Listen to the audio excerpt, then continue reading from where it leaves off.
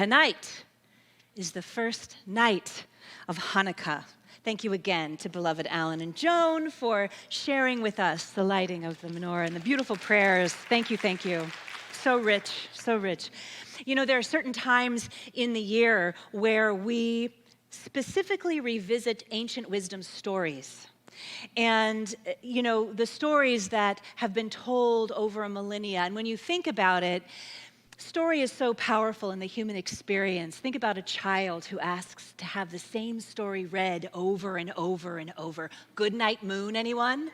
My daughter knows for a long time that was committed to memory. And the reason for that is it's not only the comfort of hearing something that is familiar, but as we grow into adulthood, it's about peeling back the layers and understanding deeper and deeper meanings to these stories. And I have to tell you, out of all of the stories during the holidays that we retell here and we experience again, I think one of my most favorite, without a doubt, is the Hanukkah story. Why, you may be wondering? Because the story of Hanukkah came about as social justice. The story of Hanukkah is about social justice. And not only is the story itself about social justice, but the beautiful ritual of the lighting of the candles is mystical. Two of my favorite things, social justice and things that are mystical. This is my happy place. This truly is. So, a very, very long time ago, thousands of years ago, if you will, the Jewish way of life with its rich and meaningful religious traditions was being seriously threatened by the ancient Greeks.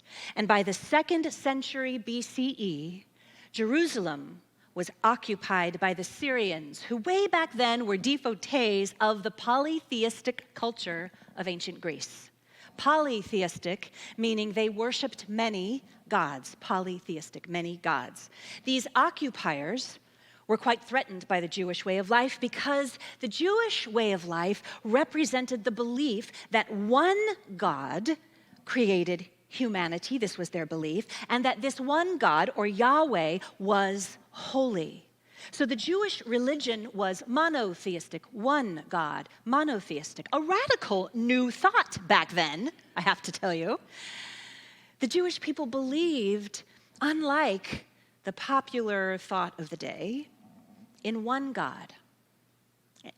And as such, because of their belief, there was much pain and strife.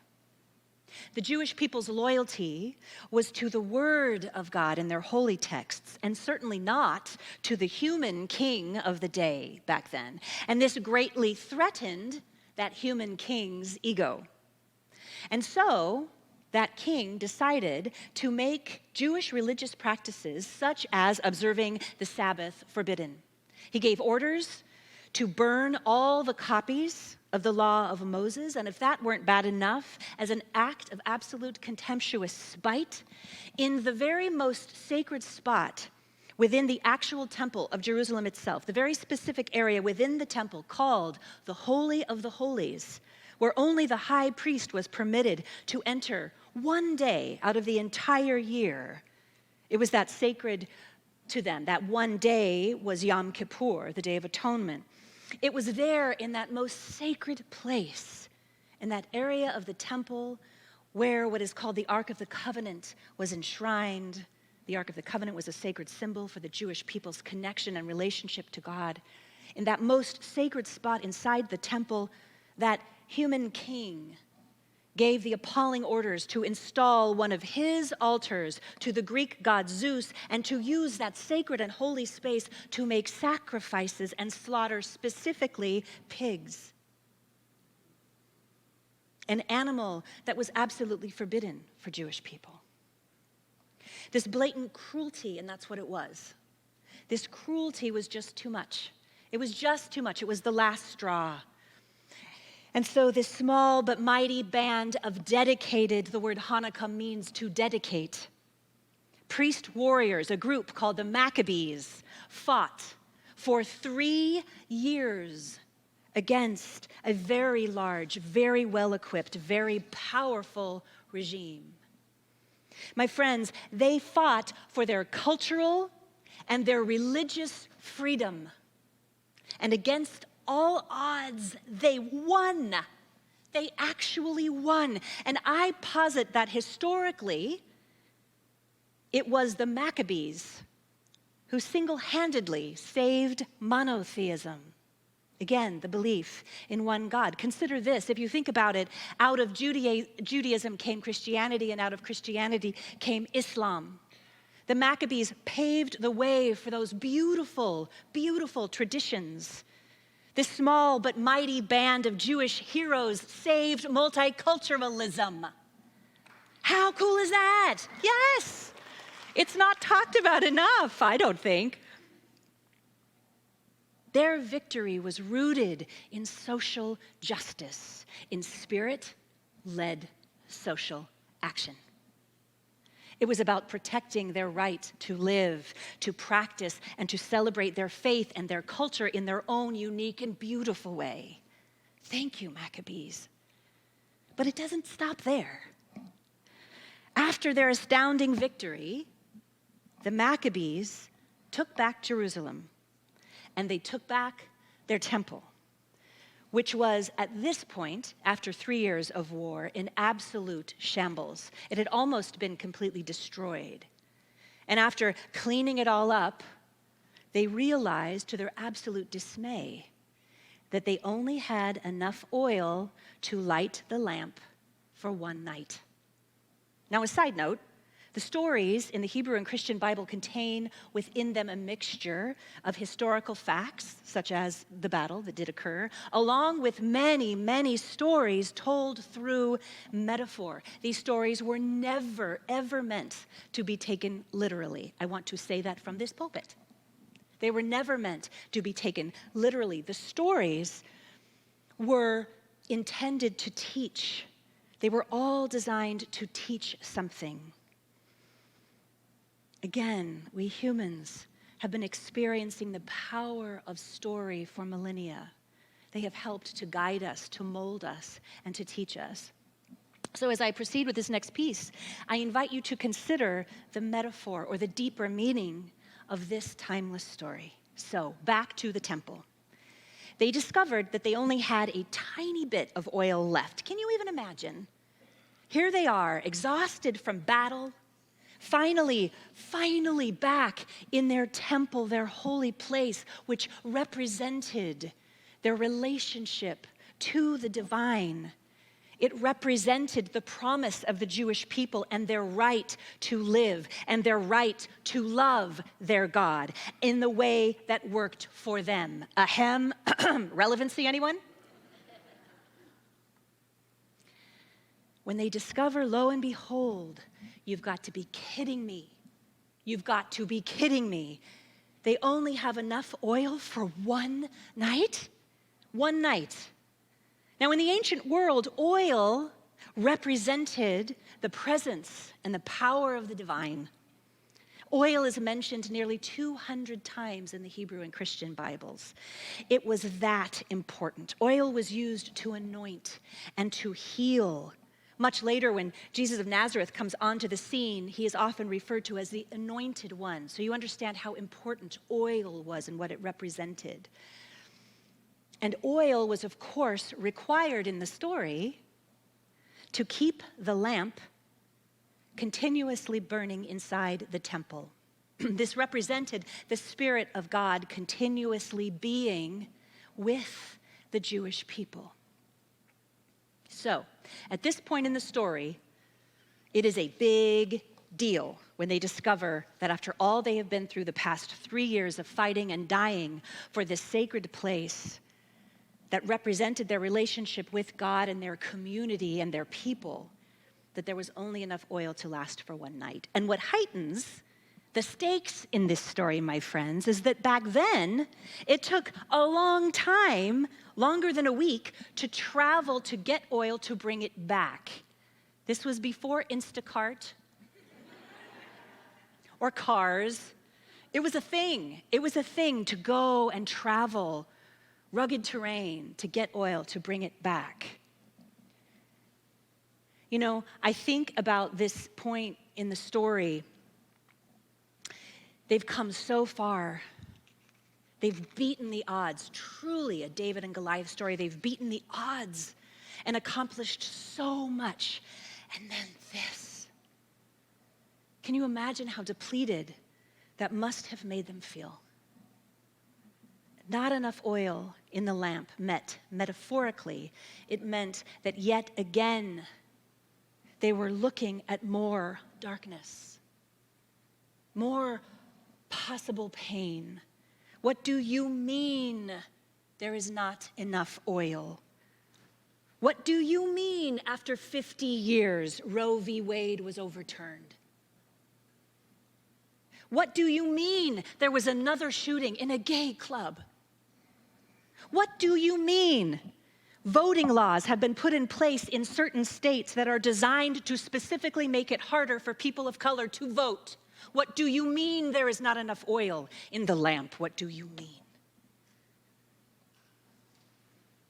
After everything we have fought for, there is not enough oil left in the lamp.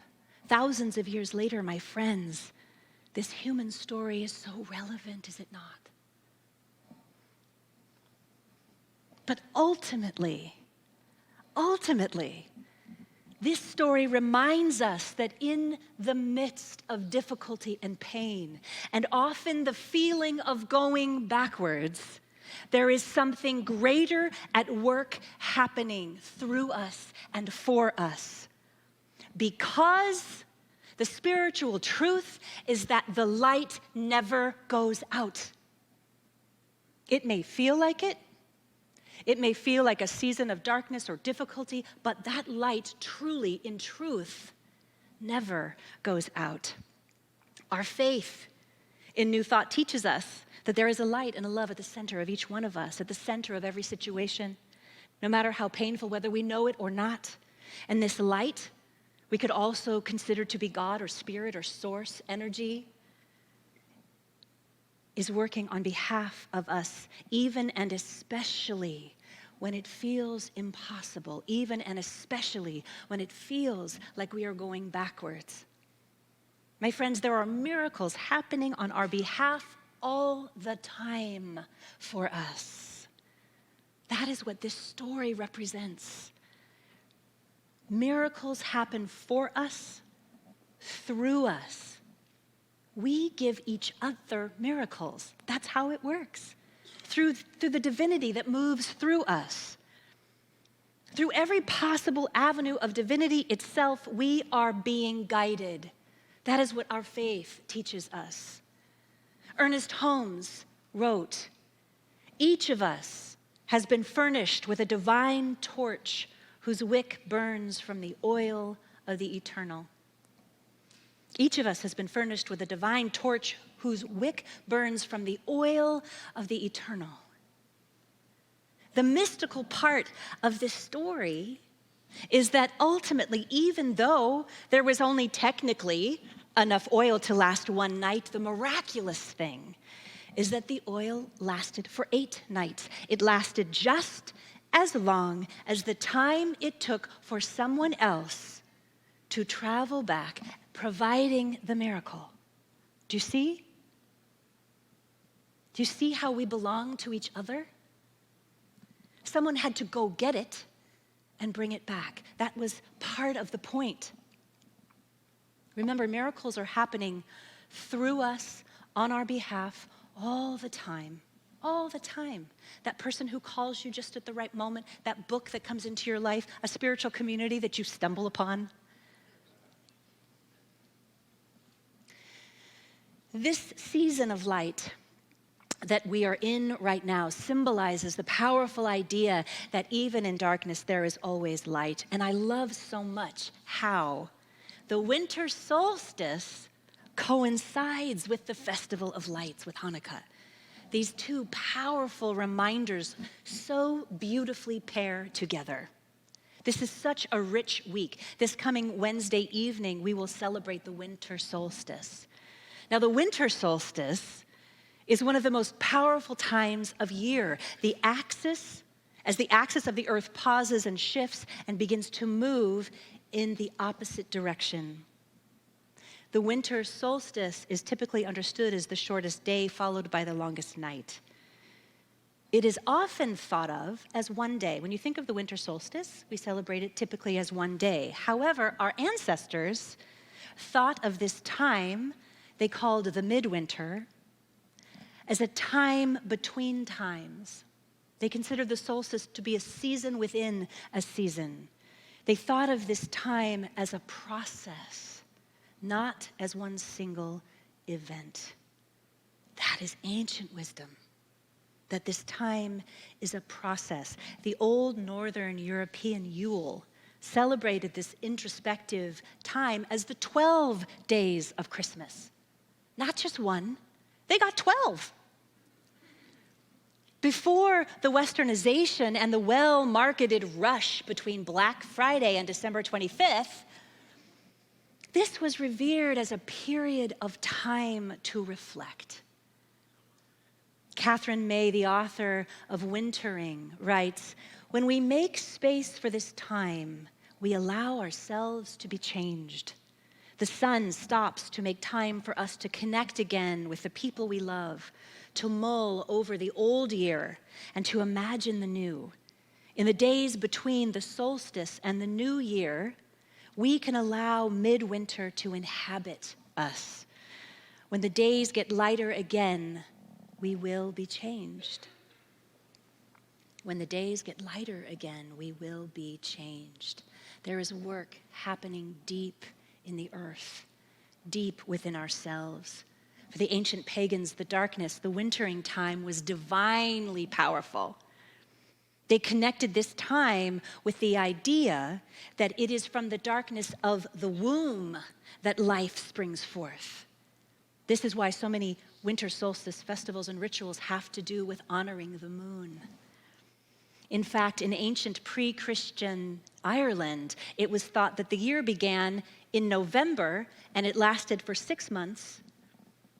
And those dark 6 months were so important because that was the time that they gave birth to the light that followed for the next 6 months. In the Kabbalah, the mystical aspect of Judaism, the key Kabbalistic text is a holy book called the Zohar, and it says, "There is no light except that which issues from darkness." There is no light except that which issues from darkness. This, my friends, this is the time of year where we have an opportunity to stop. Stop shopping.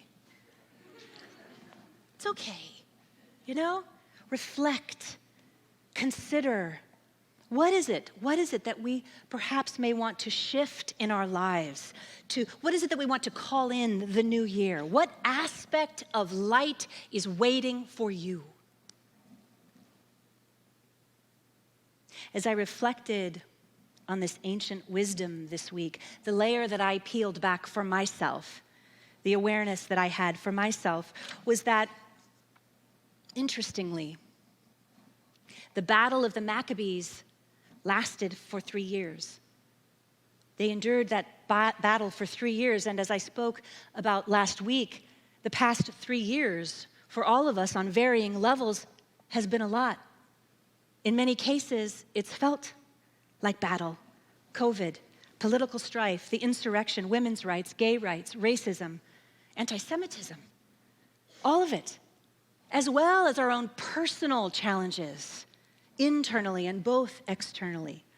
What I know is that we have an opportunity during this time of solstice, this time of deep introspection, to decide what areas in our life we want to grow into and what areas in our life we have grown out of. To co-create with the divine so that it will serve our highest good and our well-being. Our well-being. The new year is not about resolutions. Dear God, that is a toxic idea. Rather, Rather, it is about a commitment, a dedication, if you will. A dedication to the areas of growth that we are ready to lean into. And like our pagan ancestors, we too have the opportunity to slow down, to learn from this past year, to gain clarity about what exactly it is we choose to birth, to bring into our lives this next year. We have some beautiful ways in this community to support you. You know, Christmas is 1 week from today. It's a Sunday. And we're going to be home in our jammies, reflecting. We're not going to have service on Christmas Day. It's a Sunday this year. It's very unusual. I do want to let you all know, and those of you at home, we have an incredible service planned the evening of December 23rd at 7 p.m. Oh my word, you do not want to miss it. The music is off the charts. It's the metaphysical story of the birth of light. It is a beautiful tradition in our community. I invite you into that. And then a week after that, on the 1st, Reverend Barb Wiest is going to be doing the Sunday service here, and she is going to be doing a brand new service all about setting your intention for 2023. And the following week, beginning on December 9th, I am going to be teaching a class called Vision for Your Life 2023. It's a 5-week class where we really spend time implementing all of this. So know that you are cared for and you are supported in this time of reflection and in that which you want to call forth in your life. That which you want to call forth in your life. So this week, I invite you to just release the need to rush. You know, let go of the commercialism that we've all it's enough already, you know? Amazon's making enough money. Let's let it be.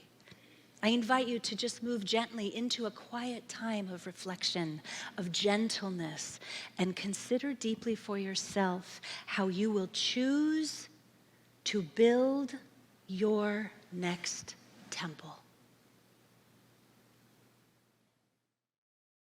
Hi, friends. Thank you so much for watching, and I hope that this message supported you. We are a nonprofit, and we do all of this based solely on the gifts that you give. No amount is too small or too large. You can text to give. You can go online and check out our website. We're doing so much. You can give that way. Thank you so much for being here, for being a part of this community, and for supporting this message of bringing more light, more love, and spirit-led social action out into the world. Thank you. You're loved. So loved.